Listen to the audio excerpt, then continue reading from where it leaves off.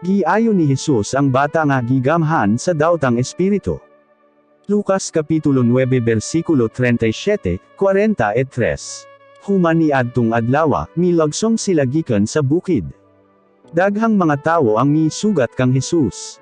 Mayo sa kanila nga misinggit, magtutudlo, kon mahimo tanawa una ang akong bugtong anak nga lalaki. Kanunay siyang gamhan sa daotang espiritu. Kalit lang siya nga musyagit, magkirig-kirig og magbula ang iyang baba. Kanunay siyang pasakitan sa daotang espiritu ug halos dili siya biyaan nini.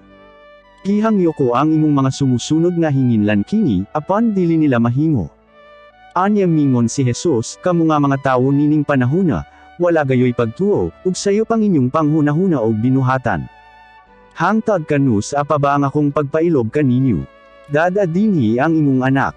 Sa dihang miduol kang Jesus ang bata, gibondak siya sa daotang espiritu sa yuta og gipakirig-kirig. Apan giabog ni Jesus ang daotang espiritu ug giayo niya ang bata.